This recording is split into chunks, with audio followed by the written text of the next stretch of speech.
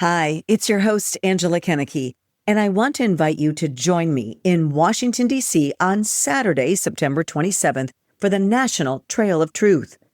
The National Mall will be filled with more than 3,600 hand-painted tombstones, each honoring someone lost to substance use. It's a powerful day of remembrance, healing, and action, and I'll be speaking along with other advocates. You can learn more or get involved at trailoftruth.org. That's Saturday, September 27th. I hope to see you in D.C.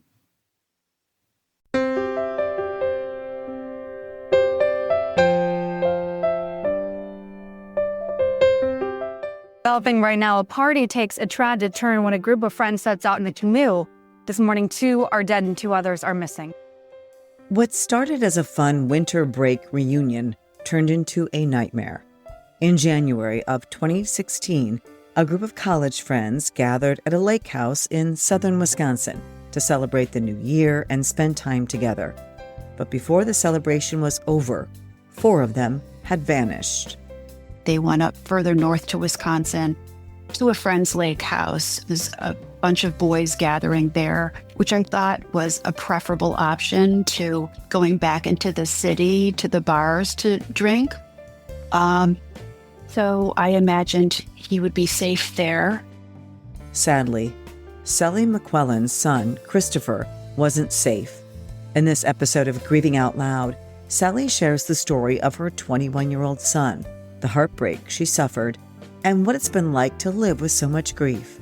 She talks about the struggle to let go of fear, guilt, and regret, and how, through it all, grief has shown her just how powerful love really is.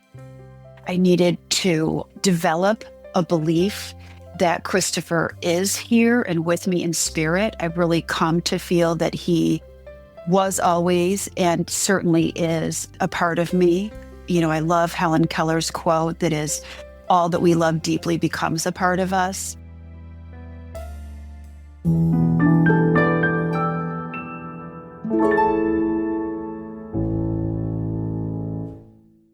Sally, thank you so much for joining me today, and thank you for the book, Reaching for Beautiful, about what happened in your family with your son and your unique perspective that you bring to the table when it comes to child loss and grief. It's my pleasure to be here with you, Angela. Thank you so much for having me. And one of the reasons that I wrote Reaching for Beautiful was so that people felt less alone, but it's hard for me to integrate that there are so many of us who've lost children. Yeah, that's why I write my blog. I just wanted people, I've written it since the beginning, since shortly after my daughter's death. I just wanted people to know that they weren't alone in these sometimes crazy up and down feelings of grief. But we'll get to all that in just a moment. But I want to start with your story, your family story, and the story of your son, Christopher, who was 21, just like my daughter. Yes, forever 21. There's something about that having, at least for Christopher, an appropriate ring to it.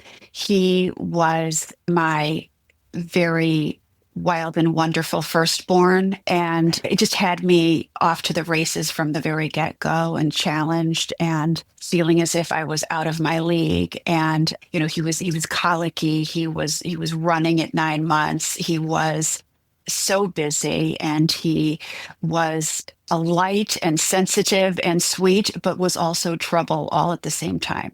You could be describing my daughter, Emily. Same Really? thing. Right from the beginning. She was a high needs, fussy baby, colicky, had a milk protein allergy, talking at 8 months, walking and running at 9 months. All the things you just said, and wild and beautiful and rebellious right from the beginning, and incredibly gifted too, all in the same breath. Yes.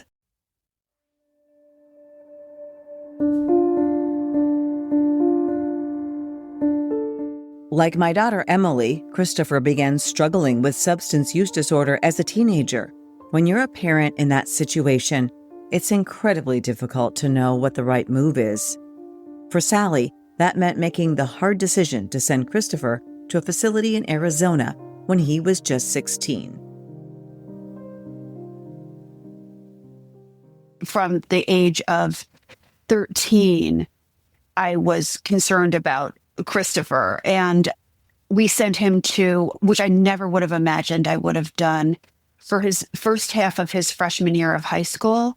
We sent him to a military school. We sent him there because he had begun experimenting, and I already saw the writing on the wall and thought, oh, if we can put him in a more insulated environment, or he's really bright, he doesn't know it.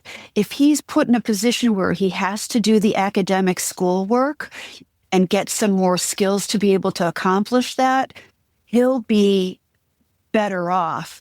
And it backfired, but largely because the only other young men who were there were also, handfuls, getting into trouble. Getting into trouble, and it wasn't long before they'd, snuck out of this, supposedly. Right. And and I think maybe I should have sent Emily. I looked into sending Emily somewhere to a home or something to try to get her, because the problems for me started 14, 15. So a little bit later, not much.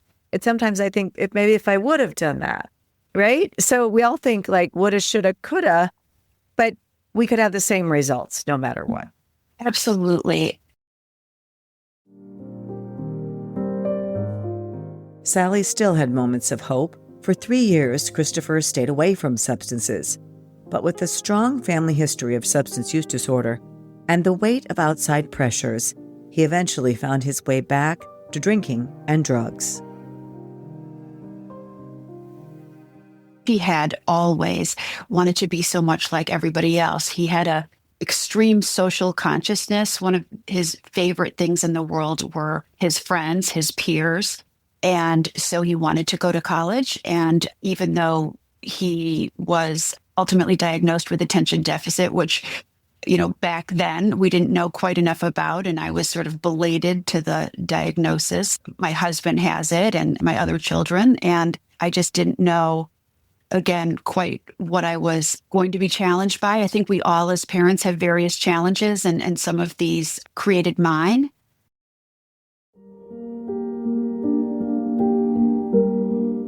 It's a reminder that substance use disorder and mental health challenges do not discriminate. No matter who you are, where you live, or how much money you have, they can affect any family. Sally knows this not just as a mom, but also as a therapist who specializes in addiction, grief, and trauma recovery. And you're a therapist, so a lot of people may think you have professional training. You know how to cope with grief. You know what's coming next. You know how to deal with these emotions. Did that prepare you for this horrible thing that happened? In no way, shape, or form did it prepare me. And, I also, because he'd had near-death accidents, he'd fallen into a mine shaft, and we wondered if he'd gotten paralyzed because he'd flipped a truck. I'd been in fight or flight in relation to his addictive nature and the fact that these are the kinds of things that would result when he was out and about. But I was not, and nor could anyone be, prepared for losing a child. Have you lost a loved one to overdose or fentanyl poisoning? I'd like to invite you to share their story on our new Emily's Hope Memorial website called More Than Just a Number. They were our children, siblings, cousins, husbands, wives, aunts, uncles, and friends. So much more than just a number. You can submit a memorial today on morethanjustanumber.org.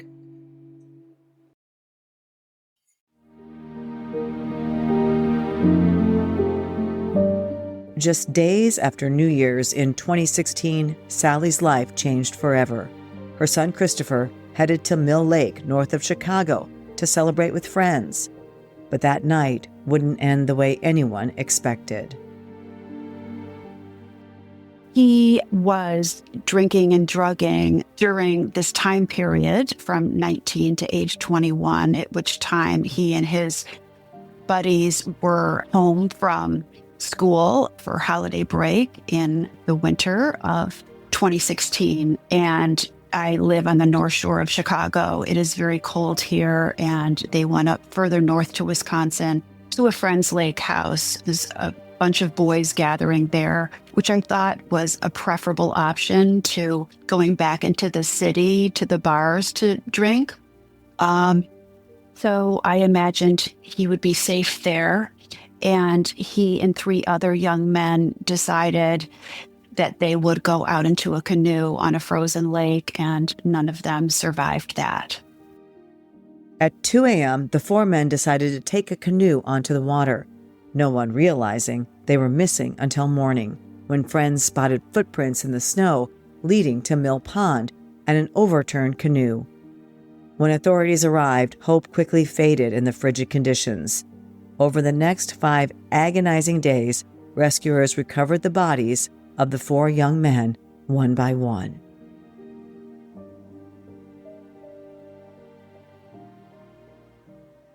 Of course, they were under the influence of various things, and which ultimately gives me some comfort, because the trauma of losing my son in that way, strangely, as a mother, you want to be with them. You want to be able to provide comfort if, in fact, he was frightened or suffering in any way. And to think in some ways that he wasn't alone at the time initially gave me some solace, not very much, but I really don't take solace in that. Of course, I'm, as I said earlier, mortified and can't even entirely integrate when someone else is in a position that we were really just traumatized and shattered by losing our child. Yeah, what a horrible tragedy. And it makes me think, on this podcast, we talk a lot about fentanyl poisonings, drug overdoses, just death from addiction. And addiction can kill people in so many ways. How many accidents happen because of substances like this that are never even counted on the rosters of addiction deaths, right? Or, deaths due to substance use disorder So true. Or substance use. Yeah. Yes, so true. There's no question that, despite Christopher actually having had 3 near-death incidents before his passing, because he was extremely in the moment and reckless. And then you had these other parents who this all happened to at the same time. What was that like? It's so interesting because everyone always wants to know if we rallied together and if that was. And the truth is that each of us were suffering our own despair to the extent. And also, I only knew one of the other boys. I didn't know the other families or the other young men who also passed at the same time. But my heart and my soul go out to each and every one of them, but it was not like that. They were initially reported missing, and then one after the other was recovered. And so we each were inundated with our own grief experience. What did this brutal grief teach you? There's so much that I've learned, and I am ultimately grateful in many ways that I've had. I'm a recovering alcoholic. I stopped drinking when I was 25. I'm married to a recovering alcoholic. We have 3 children, 2 living and 1 in heaven, all of whom have struggled with addiction. What we didn't know as parents early in the game, we thought all of the love and the nurturing would offset any genetic predisposition. And I've come to find that if you and your spouse both have addiction in your genetic material, you have up to 8 times more likelihood of having a child who will struggle as well.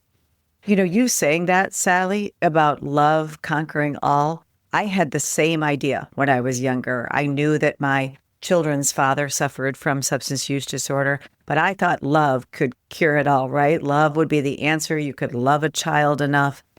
But hereditary, the genes, that is such a huge factor for so many diseases.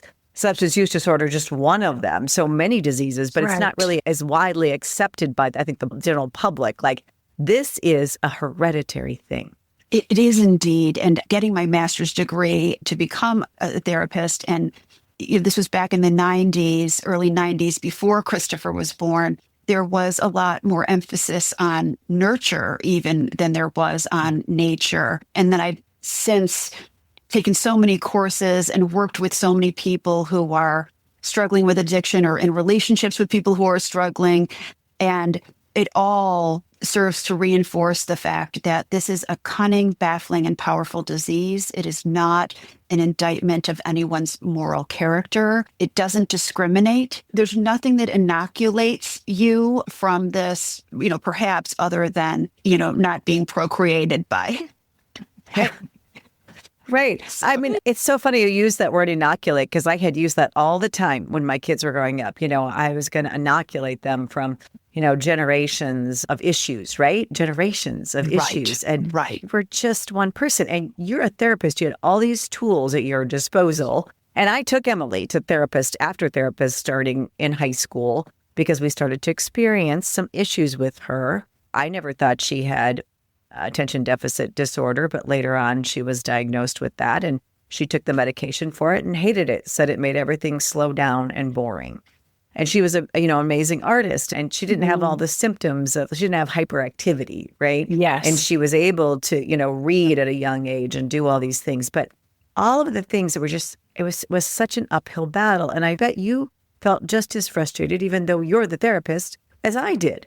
My mom and I were just talking about this. She's about to turn 85. And I said, remember how you tried to suggest that maybe Christopher was, hyperactive, and I became defensive. And, she said, you'd never done this before. You don't know what you don't know. And ultimately, I'm trying to be so much more forgiving and understanding of myself for that despite my education, even despite some of my personal experience, I'd never raised a child before, nor had a frame of reference for what it might look like. And it was this process of discovery and learning along the way. And as we, did diagnose him, and he had the same experience as Emily did, where he didn't respond to medications in particular, and wasn't always, even though he had such restlessness, hyperactivity didn't entirely seem to fit. That age piece felt a little bit more like, my husband and my youngest. It's so interesting how there's so many different features, and it's complex.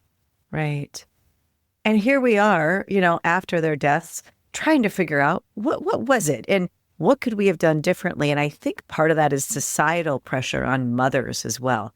Like, we are supposed to raise these perfect children in an imperfect world. And when I say imperfect, boy, do I mean imperfect. Those outside influences at some point have so much more impact on our children than we do anyway. But we do get, as mothers and as educated people, we think that somehow we've got this power that we don't really have. I've been reflecting on that in a number of different ways. One is that many of us in our approximate generation take our job as parents seriously. We may have been in the workforce. We may be simultaneously working outside of the home while raising our children, or have the opportunity to, for a time I was able to do full-time parenting. And, frankly, I think I would have been a better mother if I'd been able to also do my work, which I love as dearly as I do, at the same time. But the truth is that we take it so seriously. We're so hard on ourselves. We think we are supposed to know when we couldn't. And we're grasping at various straws and just trying to understand, who is this child and how do I best support him or her? And I end up speaking to a lot of my young clients who are first-time mothers or mothering children, or young fathers, for that matter, about this. We're so perfectionistic and lose sight of the fact that there are going to be moments where we're imperfect and they're imperfect. Mm-hmm. And the love still counts, the love that we gave them, the love that they had for us, that still counts. And even after their deaths, that maybe even counts more than anything else that we went through with them. I couldn't agree more. I'm sure you feel the same way I do, but I could not love, not while he was here or thereafter, I could not love my boy, not an ounce, not even the teeniest, tiniest touch more than I do. And so we do our best, and we do assume we've got power to control so much that is beyond our control. And Christopher has taught me that I was often in fear, and that I appreciated, even while he was here, the importance of at least attempting to let that go. And I try to continue to practice that.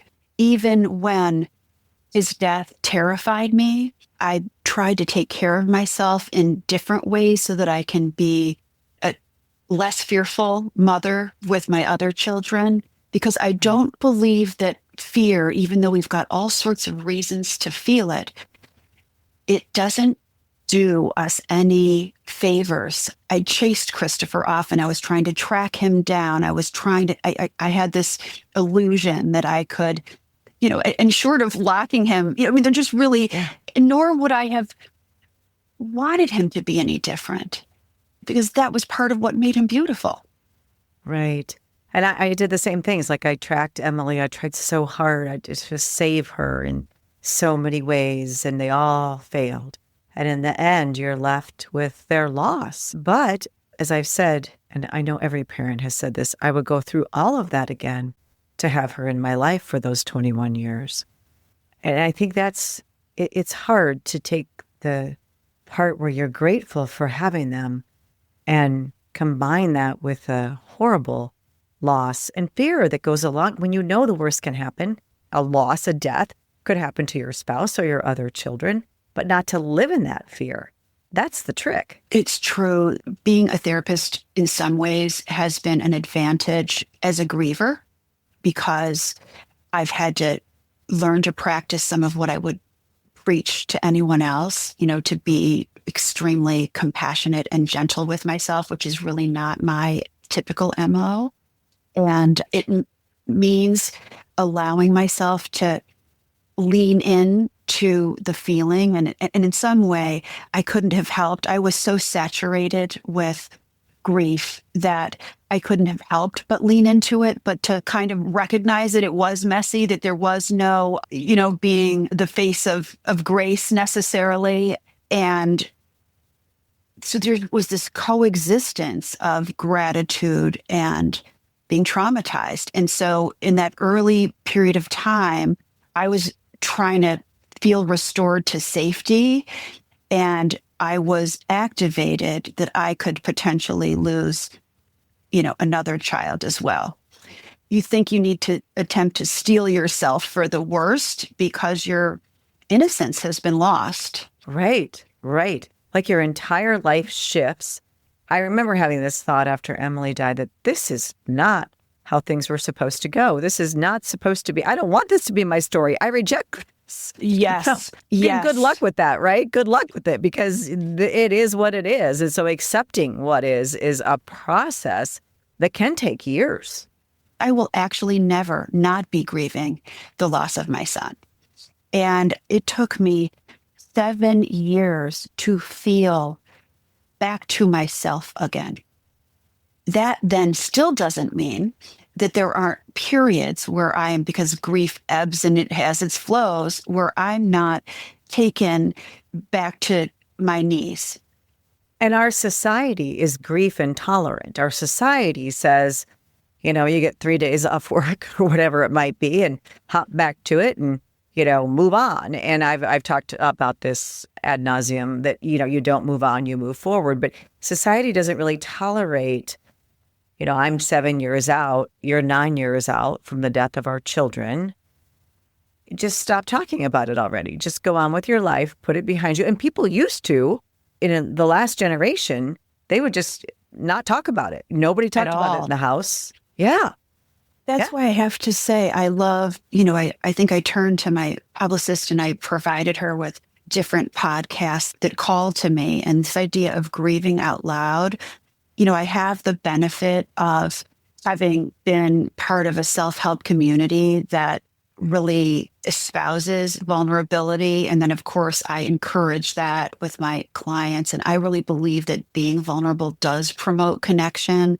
We have to get more comfortable with this subject in Reaching for Beautiful. I say, if I can survive this, if I'm enduring it, then give me the honor and give my child the honor of acknowledgement, of empathy, of leaning in and having it be okay to be uncomfortable, having it be okay to not know what to say about it.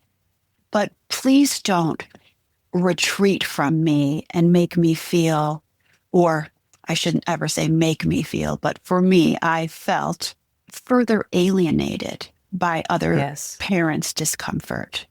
Just as I had as the mother of a bad boy, right? Yes. So that kind of being on the receiving end of unintentional judgment and discomfort made it extra hard. And so if you can just put your hand on someone's shoulder or just let them know that you're sorry for what they've been through, that's all we ask, right? Right. And there is a sense of discomfort when you have a kid who's troubled and you're going through that. You feel like you're the only person in the world dealing with this. And people do distance themselves and reject you. I think they're so afraid of something like that happening to them. I think it has more to do with the person. And then after they die, then they really reject you, right? Not everybody, but there are definitely certain people that distance themselves dramatically from you. And I think it's that they don't want even that idea to be part of their world. And I understand it intellectually, and I don't want to sort of even come off with any semblance of what might appear to be bitterness. I just feel like I owe it to other grieving parents to let people who are not grieving the loss of a child in particular know that, at least for me, I so welcome any opportunity to, we want to be able to maintain our bragging rights. I want to be able to talk about Christopher, and I always will. And so please let me. As one of the nation's strongest financial organizations, First Premier Bank and Premier Bank Card have the strength to do good. We support nearly 700 organizations and nonprofits. Our employees give more than 30,000 volunteer hours annually. And we are continually seeking ways to make South Dakota an even better place to live. It's the Premier way. First Premier Bank and Premier Bank Card. How has the rest of your family fared after this loss? It's so interesting because that was one of your podcast episodes that I listened to, was two of your living children. I know you had a stepchild who was not present for the interview, but I wondered what it would be like to have my son and my daughter weigh in. And I think it would be, again, similar to what I was picking up when I listened. I'm always so sensitive to Caroline and William's, like, a respect for their own experience. And so I have such loyalty that I speak to it to some extent in the book, but I don't go into it very much because it's their journey. It's their story, right? But I think we all need to respect the fact that everybody's going to respond differently and in their own way, and give them permission to. So for my daughter, if it was that she was extremely angry, for my son, if it was that he retreated, for my husband, if it was that he got, extremely busy and I just wanted to curl up in a ball, we all had our different ways, and those even go through stages because the process is so complex. Right. And I think we have to give others who are impacted by the same loss the same grace we give to ourselves. And that doesn't always happen because we don't understand why they're responding or how they're responding to this horrible thing. But I saw all the same things that you just mentioned. I'm the one that got busy. I can do that too. But yeah, I mean, we all have different ways. And I really saw that in my own children. You could even hear it in that conversation, how differently they responded. And I sort of addressed that at the beginning. One of them didn't even listen to the podcast after it came out, which tells you a lot right there.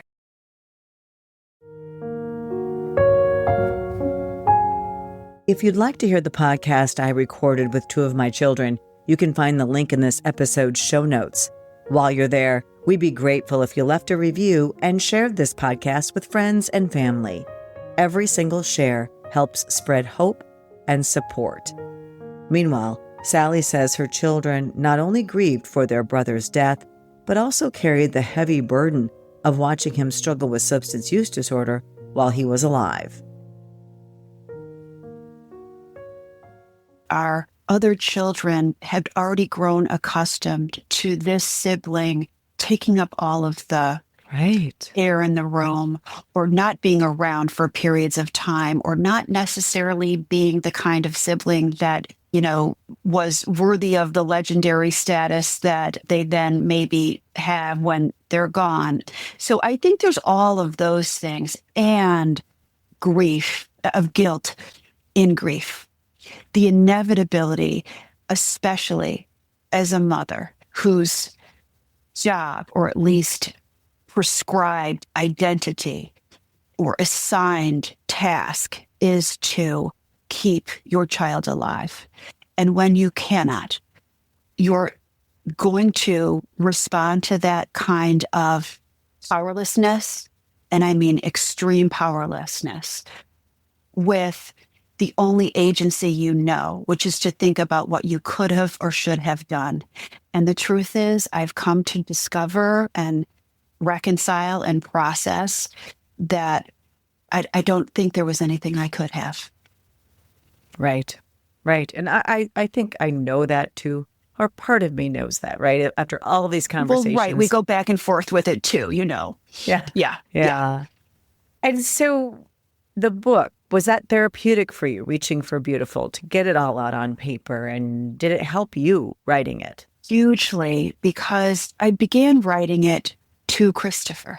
So I began actually texting it in sort of journal format, letting him know what sort of desperation to connect I had, letting him know that I knew not where he'd gone, letting him know what it felt like and how much I missed him. And if you'd read the first draft, you'd probably get pretty quickly bored, but then ultimately became my memoir. And it captures the year and a half of time after he passed. It's a little bit of an amalgamation of my grieving, because it didn't come out until recently, which is 9 years later.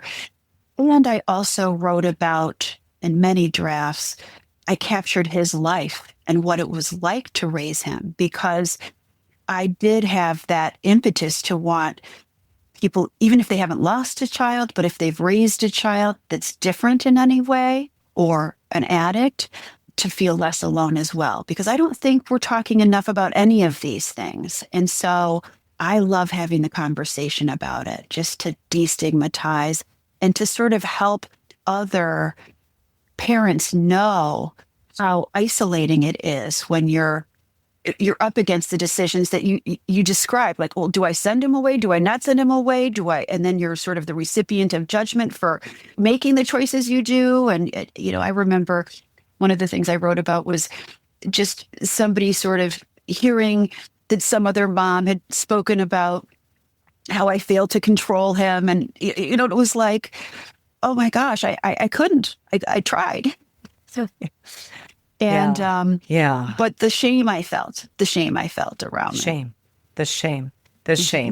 And it's unfortunate that even happened, but of course it does. And I guess I've learned so much that there's so little we can control in another human being, even our own children. And it's just a difficult thing. And I think by writing this book, you are truly helping other parents feel less alone, because when you're in the thick of it, you don't know the things that you know in hindsight, right? No. And so while I thought there might be some value to speaking about what it's like inside grief, I also do think that there were things I could reconcile in the writing of it, that it was healing to be able to recognize how I kept coming up against my own guilt and regret and self-pity, and how I kept trying to choose to focus on my gratitude, how I needed to do everything in my power to survive this, every single resource possible. I needed to receive help instead of being exclusively the giver of it.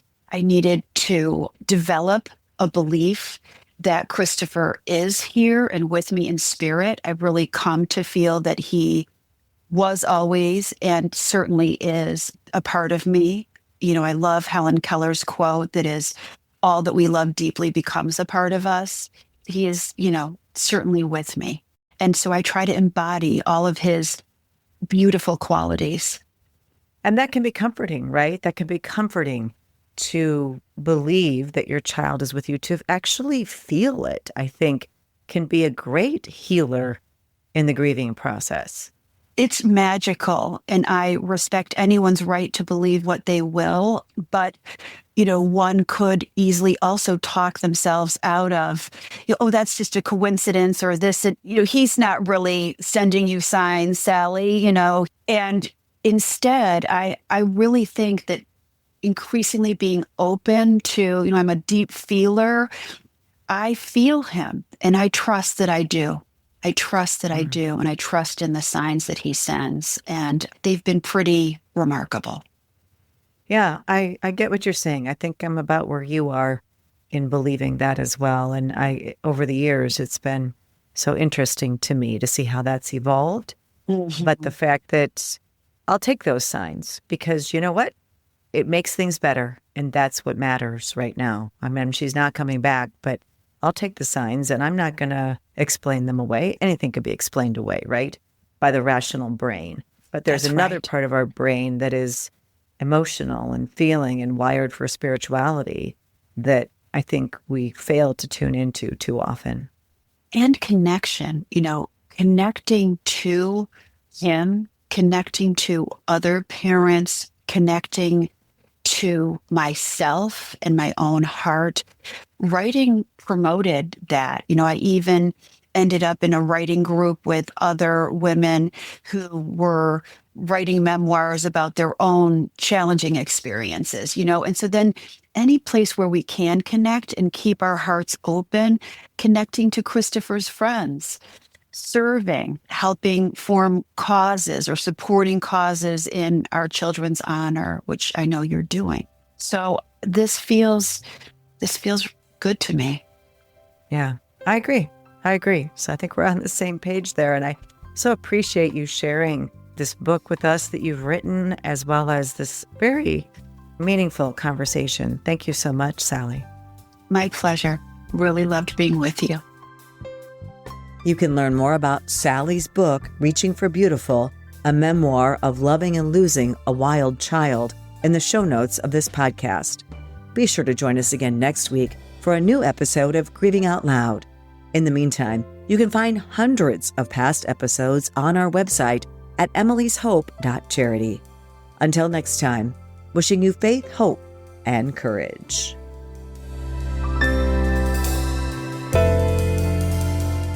This podcast is produced by Casey Wanenberg King and Kaylee Fitz.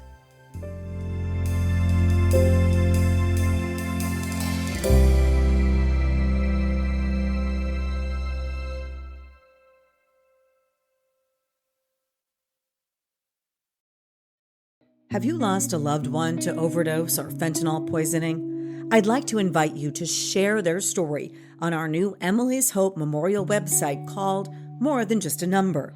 They were our children, siblings, cousins, husbands, wives, aunts, uncles, and friends.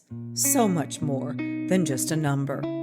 You can submit a memorial today on morethanjustanumber.org.